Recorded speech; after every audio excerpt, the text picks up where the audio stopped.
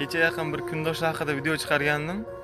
Kommentariyalarni o'qib shunga guvoh bo'ldimki, demak kundoshlardan ham bir-biriga nafrat kuchliroq ikkita inson bu ovsinlar ekan. Demak o'sha gapimiz ovsinlarga taalluqli. Ovsinlar, sizlar bir-biringizga juda nafrat qilarsizlar, lekin sizlarning bolalaringizni bir-biriga kelajakda dushman bo'lib qolishini hech o'ylab ko'rganmisizlar? Shu narsani ham bir hisobga olib qo'yinglar. Sizlar ertaga dunyodan o'tib ketarsizlar, lekin bolalaringni bir-biriga bir umr dushman bo'lib o'tadimi? Bu juda yomon oqibatlarga olib kelishi mumkin. Hattoki ikkita ovsinning bolalari kelajakda bir-birini o'ldirishdan ham tap tortmaydi. Chunki uni onasi yomonlaydi bir-biriga. Unga qo'shilma, bunga qo'shilma. Unga o'yinchog'ingni berma, bunaqa qil, unaqa qil deb yoshligidan shunaqa qilib tarbiyalaysizlar.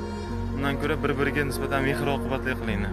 Har holda amakivachchalarni yoki xolavachchalarni, tog'avachchalarni bolalari bo'lishi mumkin. Endi ko'proq amakivachchalarni bo'ladi. Endi ovsinlar, ikkita ovsin degani ko'pchilik misol amakini, ikkita aka-ukani ayollarini tushunadi-da. Shunga qarab bir hisob-kitobinglarni olib qo'yinglar. Ularni naborot bir-biriga nisbatan mehr-oqibatli do'st, aka-uka qilib katta qilishingni kerak. Shunda ular kelajakda ham bir-birini podдержка qilib, bir-birini himoya qilib yuradi.